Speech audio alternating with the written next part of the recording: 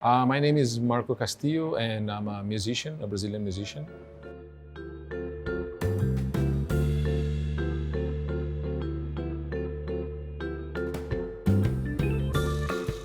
My father is a musician. I grew up in a music environment with a lot of music, and I'm very privileged because of that. Music is everything. Everything is organized by the music. Everything is vibration, and yeah, it's not too much.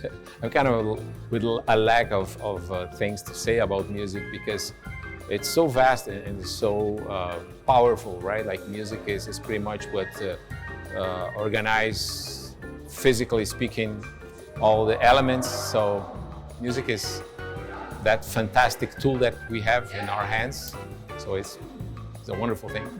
My music style, being from Brazil, from Rio de Janeiro, I play a lot of samba music, bossa nova, but the Brazilian music is very rich in that we have so many different styles. And I actually play pretty much any kind of music. I like jazz, I like rock, pop, blues, folk music, I can say. So my music is focused on the Brazilian grounds, of course, because I'm from Brazil, so that's pretty much what I do. If I have to describe in simple words, it will be like Brazilian music, Brazilian Latin music, sometimes Brazilian Latin jazz. There's so many adjectives that we can. I always like to call music, only music. My music influences are many. I listened a lot of classic music when I was young. My dad being a musician, I was exposed for a lot of music, Brazilian music, a lot, of course. And I heard a lot of music since, and I'm still hearing different music all the time. And music is kind of always influence you, right? Like whatever you hear, you apply immediately in your music. It will influence you.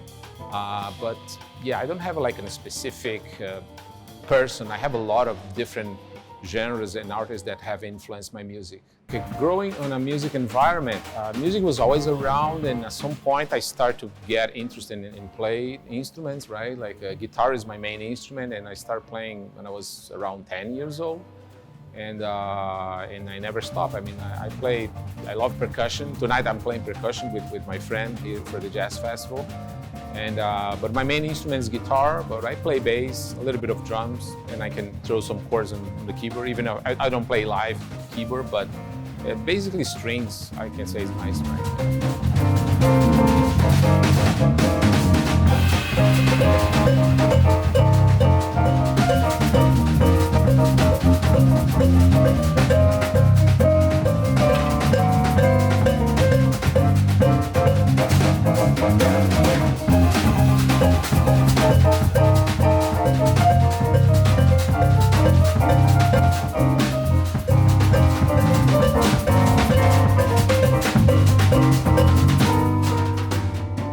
My father is a guitarist. He plays guitar, so I had a guitar, and that's why I started playing guitar. And I was living in Guatemala at the time, and I was listening a lot of Carlos Santana.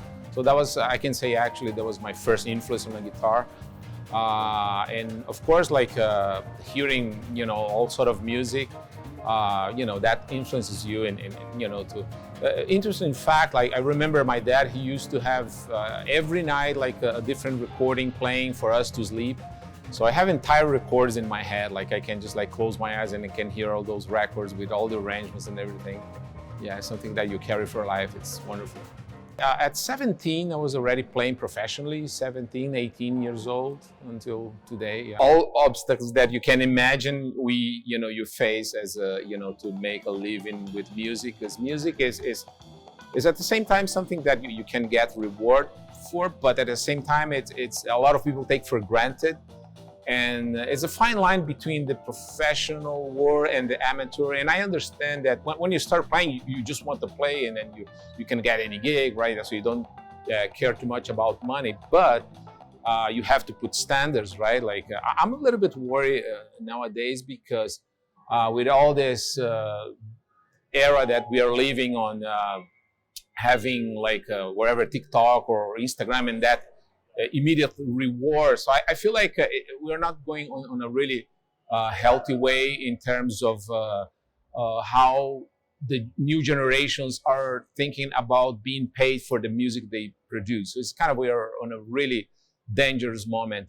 It's wonderful that you can open Instagram and you see so many talented people, but at the same time, there's value in there, and you can't just undervalue that, right? Like talent, and so it's tricky. That makes kind of good for me and for whoever plays Brazilian music, because it is our roots, and there's not too many people that play that kind of music, and it's different from the ears, right? Like people that lives in North America and grew up on the American environment of music, it's a different music. But the Brazilian music has that how can I put that, history of being spread since the 60s, like with the bossa nova, right, movement and everything, and it's very well respected. Like a lot of jazz musicians incorporate the bossa nova and the samba as their rhythm, they use it on a daily basis. We always get influence from different people. Like living here in Winnipeg in particular, I mean, like seeing so many different cultures, and we get exposed to different cultures and different music, and that of course plays a role, because it's something that you hear and then you like and then you respond. Again, music is that universal language that, even being from different cultures, you have that language in common. But of course, like is different in some way, of course, like the rhythm and even harmonically speaking, but it have influence in a good way. I mean, like I heard a lot of wonderful musicians here from different parts of the world. Like this particular time of the year, the Jazz Festival, I think is one of the best times of the year for the city, because we have this enormous artists coming from different places, and it's a wonderful time to learn and collaborate and get and to listen to some different music. For me in particular, I've been playing at the Jazz Festival for many years. Since the first year I got here, I volunteered, and then I never stopped. I think I only missed 1 year, but all the rest of the years I'm always playing. I'm very privileged and happy and honored actually to represent my culture, Brazil, through the music. Well, I have many projects going on. A couple of years ago, we brought one wonderful drummer from Brazil that plays with a great artist. His name is Kiko Freitas, like the drummer, and the artist is João Bosco. And we had the privilege here to bring him for a couple of shows with the Winnipeg Jazz Orchestra. It was a wonderful experience, and I got him on the studio, so we recorded some tracks.